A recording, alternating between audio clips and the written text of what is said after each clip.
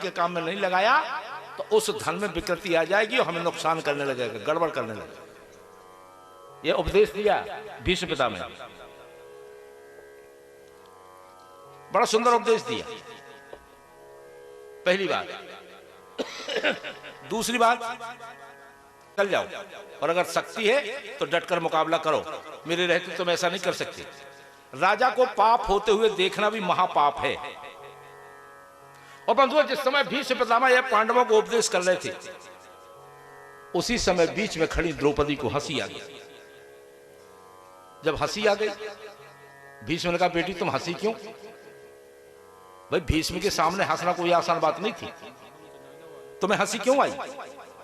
मैं व्याख्यान कर रहा हूं, तुम्हें हंसी आ गई। द्रौपदी घबरा गई। पितामह पितामह मुझे क्षमा कर दो, मेरी गलती हो गई, मुझे क्षमा कर दो, मेरी गलती हो गई। भीष्म पितामह बोले, नहीं बेटी, जो कुलवंती नारियां होती हैं बिना कारण के हंसती नहीं है।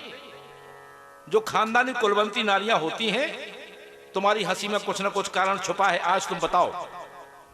और ऐसी कुंठा को लेकर मैं मरना नहीं चाहता, बताओ तुम हंसी क्यों हो, हंसी का कारण क्या है? द्रौपदी बोली, महाराज आज तो आप भारी ज्ञान का उपदेश कर रहे हो कि आंखों के सामने पाप होते देखना महापाप है, और अगर महाराज ऐसी बात है तो फिर आपने ये पाप क्यों किया?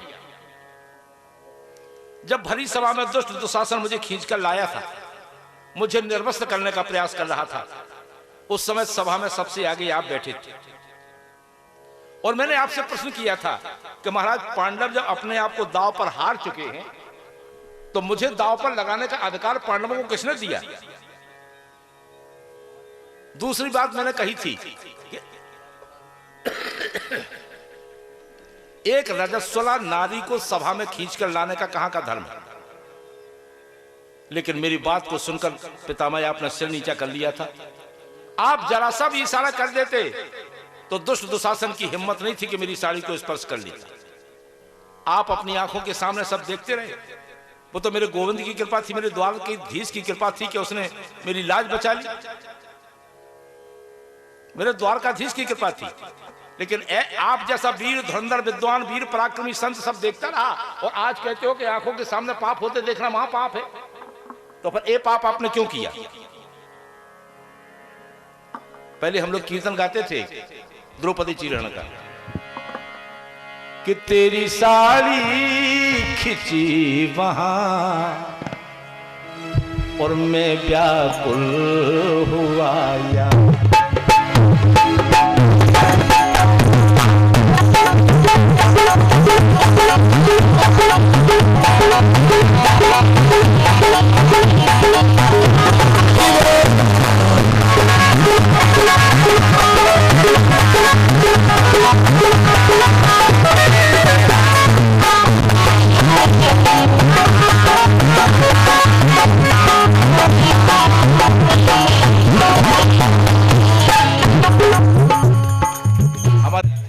जो पुराने तो देव की वसुदेव कृष्ण कन्हैया सब ही है। अब नई चीज कहां से लाएंगे? पुराण उसका नाम ही है पुराण, तो पुराण में पुराण ही होगा, नया तो कुछ होगा नहीं। आज द्रौपदी पुकार कर रही है। द्रौपदी ने जब पुकार की और कन्हैया ने कह दिया, बहन चिंता मत करना, तेरी साड़ी खिंची वहां मैं व्याकुल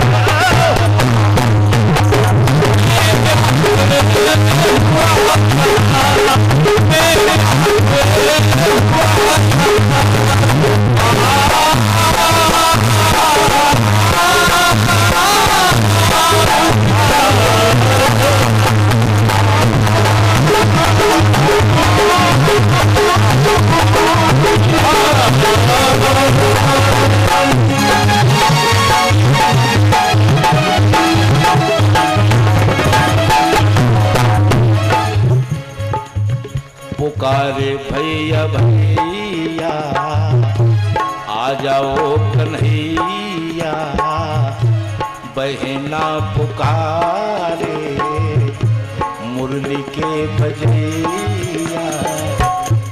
बड़ा सुंदर गीत लिखा था हमारे भैया राम सुरेश जी ने, राम सुरेश द्विवेदी भगवान है, उन्हीं का गीत है। आओ जो कन्हैया भाओ कन्हैया। बहना पुकारे मुरली के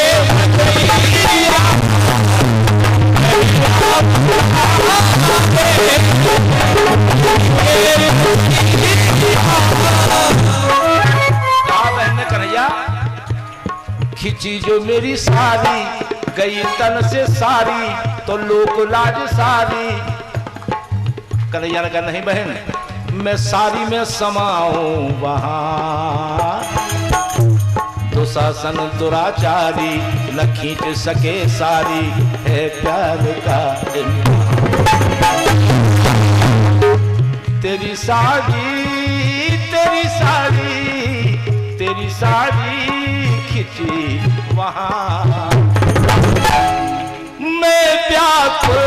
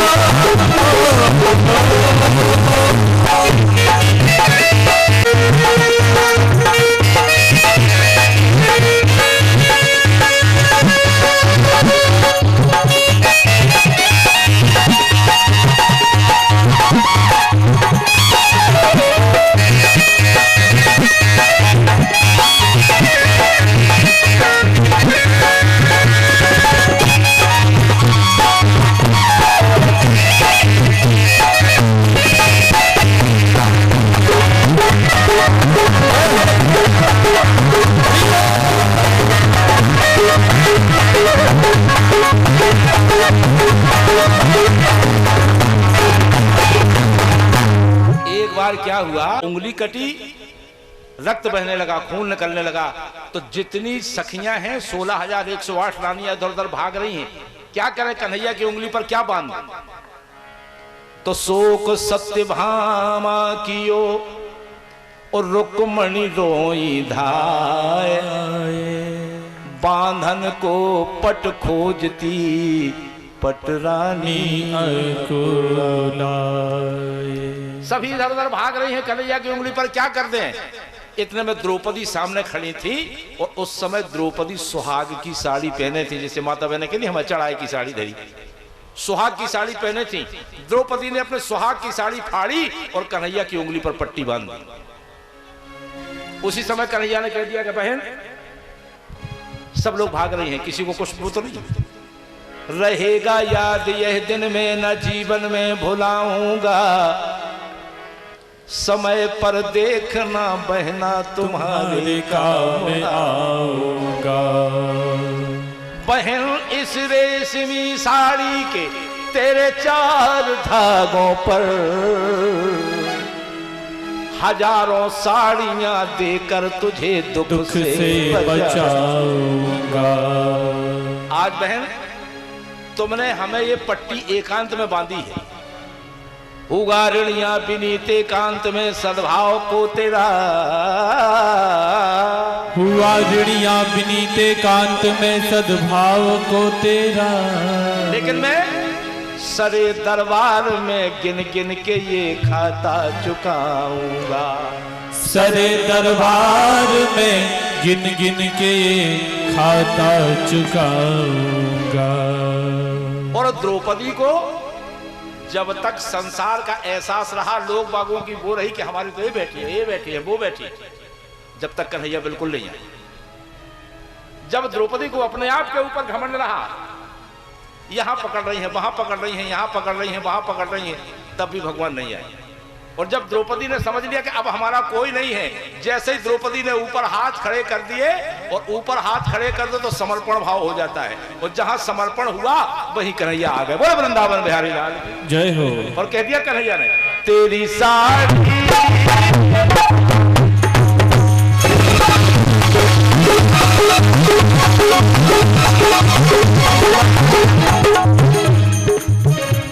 अज्जू की बात है अज्जू ने बताया था हमें यही बात है। तेरी साड़ी खींची बाहर और मैं प्यार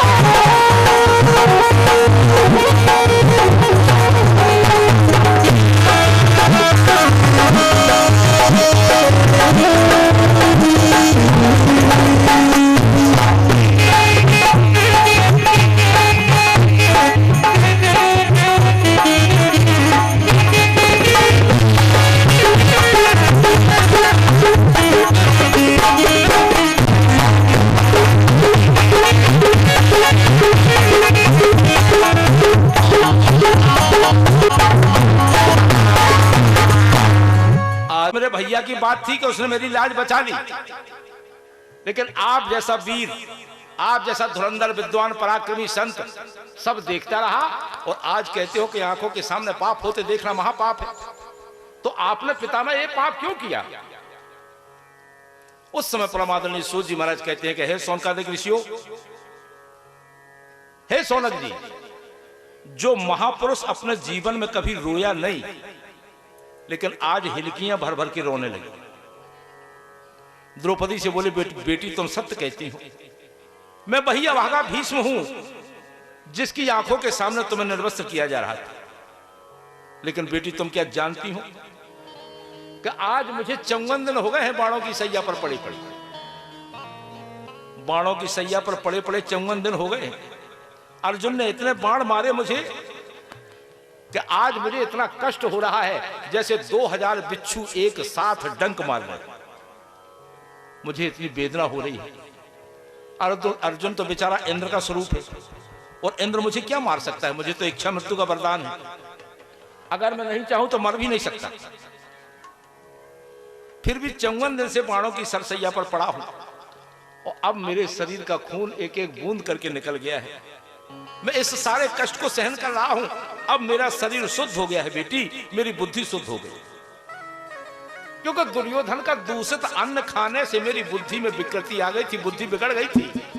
बस जैसा खाओगे अन्न वैसा होगा और जैसा पियोगे पानी वैसी होगी बाणी। दुर्योधन का दूषित अन्न खाने से मेरी बुद्धि बिगड़ गई थी। कन्हैया ने कहा, भीष्म पितामह ने कहा कि बेटी मुझे अपने 100 जन्मों की बात याद है, मैंने कभी पाप नहीं किया। कन्हैया ने कहा, महाराज आपने पाप नहीं किया इसीलिए तो मैं दर्शन देने आ गया, लेकिन आपने पाप होते हुए आंखों से देखा है इसीलिए तो बाणों की सैया मिली। आज मैं उसी का प्रायश्चित कर रहा हूं। दुर्योधन का दूषित अन्न खाने से मेरी बुद्धि बिगड़ गई। द्रौपदी ने चरण पकड़ के कहा, महाराज आपके मन को कष्ट देने का मेरा कोई मंतव्य नहीं था। भीष्म पितामह ने चारों तरफ से मन को हटाया। पांडवों से कहा, आप मुझसे कोई बात नहीं करना, मुझे कन्हैया से प्रार्थना करना है, मुझसे कोई बात नहीं करनी। उस समय भीष्म पितामह ने बड़ी सुंदर स्तुति की कन्हैया। इतिमत रूप कल्पिता वितृष्णा भगवती सात्वत पुंगवे विभूमि स्वसुखमुपगते क्वचिदर्ह तुल्यम प्रकृतिमुपेयसु यद्भाव।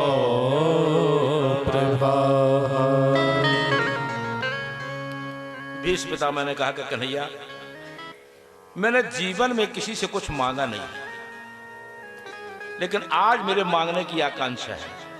प्रभु ने कहा, बोलिए क्या बात? भीष्म ने कहा, मेरी एक पुत्री है, मैं आपको समर्पित करना चाहता हूं। अब तो पांडव सन्न रह गए, इनकी पुत्री कहां से आ गई, इनका तो विवाह नहीं हुआ है? लेकिन आज भीष्म पितामह ने कहा कि कन्हैया, मेरी जो बुद्धि रूपी पुत्री है, इस भारत के युद्ध में अर्जुन मैं तुम्हारा रथ तो चलाऊंगा लेकिन अस्त्र शस्त्र ग्रहण नहीं करूंगा।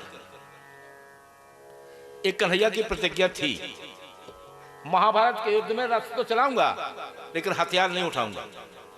लेकिन आज जिस दिन कौरवों की सेना के सेनापति भीष्म पितामह बने तो भीष्म पितामह ने भी प्रतिज्ञा कर ली कि आज जो हरि ही सत्सना कहाऊं तो लाजो गंगा जननी को शांतनु सुत ना कहाहू।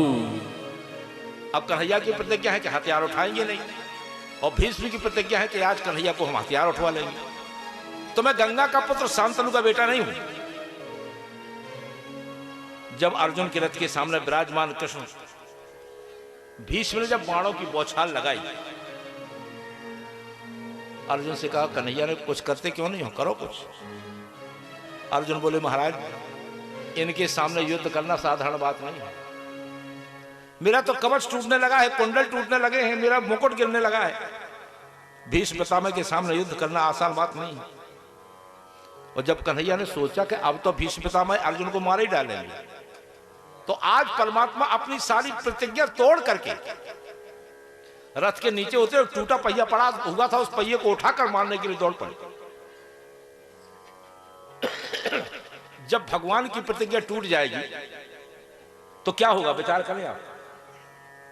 भगवान की प्रतिज्ञा टूटेगी तो सारी सृष्टि प्रलयंकारी समुद्र में चली जाएगी, पृथ्वी कांपने लगी। तो भगवान का उपवस्त्र खिसक के नीचे गिर गया। पृथ्वी को समझा रहा है कि देवी तुम चिंतित मत हो, आज भगवान ने भक्त की प्रतिज्ञा रखने के लिए अपनी प्रतिज्ञा तोड़ी है। ऐसे है कन्हैया का प्रताप। बोले वृंदावन बिहारी लाल की जय हो। मुखड़े पे कुछ हंसी हो, छवि मन में ये बसी हो, जब प्राण तन से निकले। सभी चाहते हैं कि मरने के समय कन्हैया के दर्शन हो जाए, उनका नाम ही मुख से निकल जाए। घन श्याम जल्दी आना, नहीं हमको भूल जाना, मुरली की धुन सुनाना, जब प्राण तन से निकले। इतना तो करना स्वामी, जब प्राण तन से निकले। हे कन्हैया अगर ऐसी मृत्यु छोड़ दी तो अब मुझे जीवन में ऐसी मृत्यु मिलेगी नहीं। संसार के लोग बाग बड़े बड़े प्रयास करते हैं, माला जपते हैं, भागवत सुनते हैं, मंदिर जाते हैं, कथा कराते हैं, कथा सुनते हैं, इसीलिए तो करते हैं कि अंतिम समय में हमारे मुख से राम नाम निकल जाए। अंतिम समय में हमारे मुख से तुम्हारा नाम निकल जाए। क्यों? जन्म जन्म मुनि जतन कराई, जन्म जन्म मुनि जतन कराई। सब यही करते हैं, इसीलिए करते हैं। मंदिर जाते हैं, कथा कराते हैं, कथा सुनते हैं, भगवान का भजन करते हैं, इसीलिए तो करते हैं। जन्म जन्म जन्म जन्म जन्म जन्म मुनि जतन कराई, अंतराम कहे आवत ना। जन्म जन्म मुनि जतन कराई,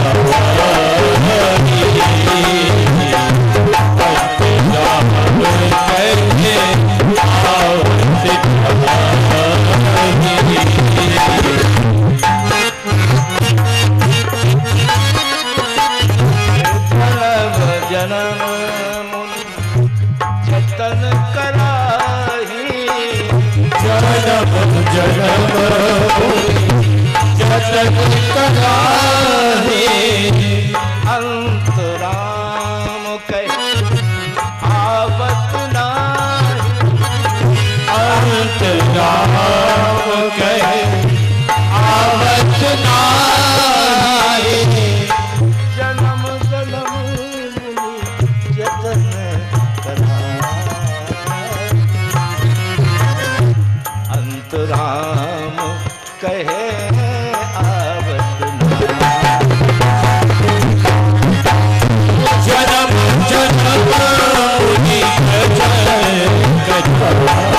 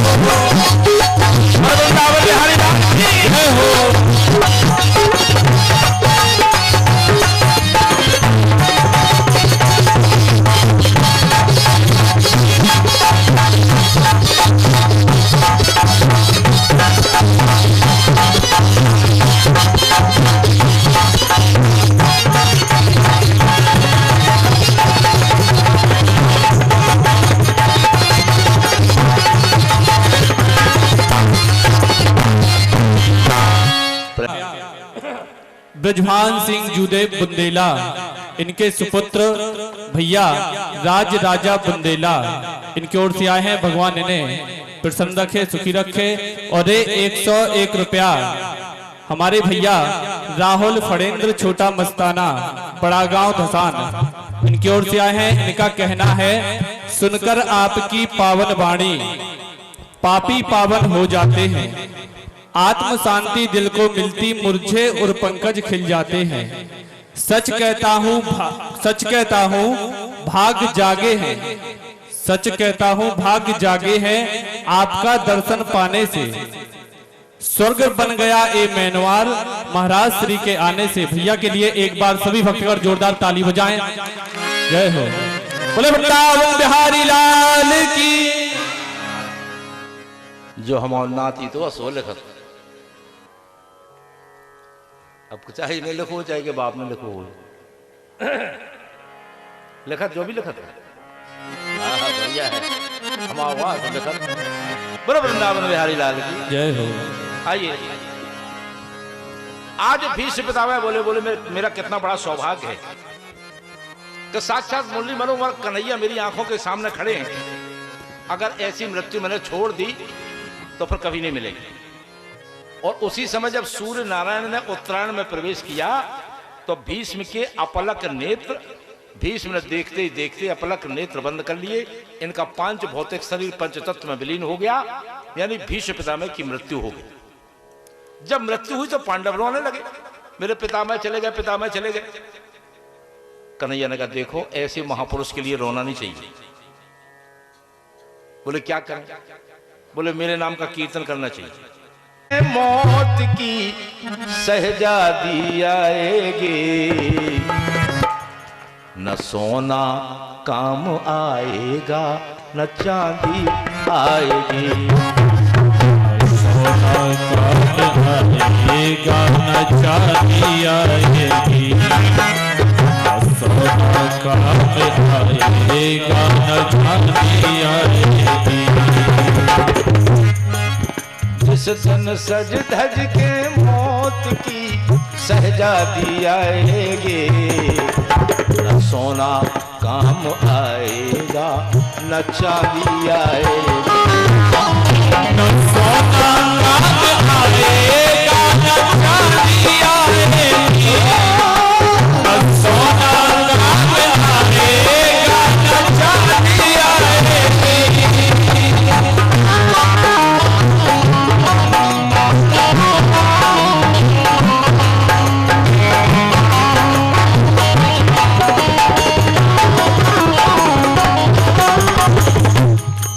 संसार की कोई भी चीज हम साथ नहीं ले जा सकते। आदमी की आकांक्षाएं देखो कितनी बड़ी है।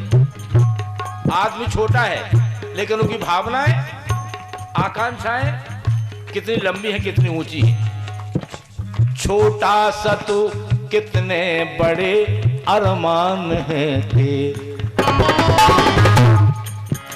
आदमी छोटा है लेकिन उसके अरमान बहुत बड़े हैं। छोटा सा तू कितने बड़े अरमान हैं तेरे, होने के सब सामान हैं तेरे। आदमी की लंबाई 5 फुट, आदमी की लंबाई 5 फुट, 5.5 फुट, बहुत से बहुत 6, लेकिन लेंटर तो होगा 15 पे, सीट लगेगी 12 पे। आदमी 1 मंजिल का रहेगा 3 मंजिल में।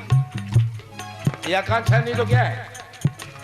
छोटा सा तू कितने बड़े अरमान हैं तेरे, मिट्टी कैसे सोने के सब सामान हैं तेरे। आप विचार करें, संसार से हम कुछ ले जा सकते हैं? कोई चीज हमारे साथ जा सकती है? क्यों?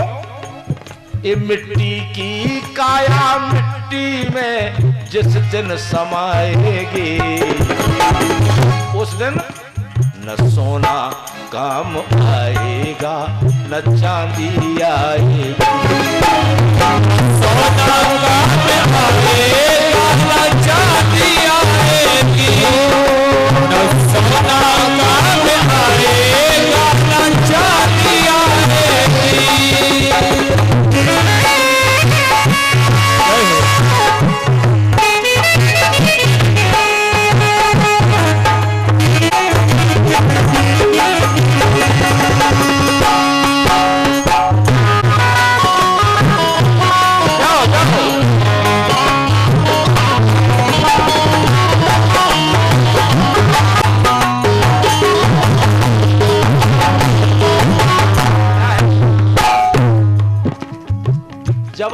आदमी यहां से जाता है तो उसकी सारी मिट्टी यहीं पड़ी रहती है। इस शरीर में से ऐसी कौन सी चीज निकल जाती है, क्या कर रहे हो, सुधार लो। इस शरीर में से ऐसी कौन सी चीज निकल जाती है तो लोग बात कहते हैं जो खोल पिंजरा छोड़ के उड़ जाए, माया महल के सारे बंधन तोड़ के उड़ जाए, माया महल के सारे बंधन तोड़ के उड़ जाए। किसी ने कहा है दिल की धड़कन में मौत जिस दिन गुनगुनाएगी, दिल की धड़कन में मौत जिस दिन गुनगुनाएगी, सोना काम आएगा न चांदी आएगी, न सोना काम आएगा, न चांदी आएगी, न सोना काम आएगा, न चांदी आएगी।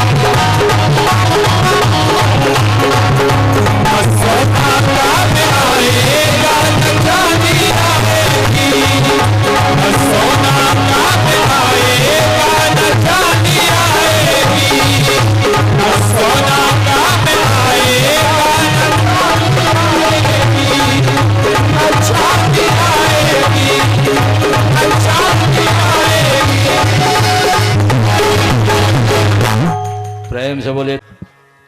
अब मेरी कामना है कि मुझे द्वारका जाना है। पांडवों ने कहा कन्हैया जब तुम जाने की कहते हो तो ऐसे लगता है जैसे कोई हमारे प्राण निकाल रहा, हम तुम्हें छोड़ नहीं सकते।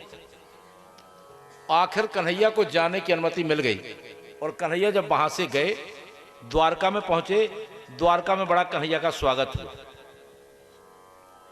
यहां कन्हैया तो चले गए द्वारका, लेकिन जिस बालक को प्रभु ने गर्भ में जाकर बचाया था उस बालक ने आज हस्तिनापुर में जन्म ले लिया।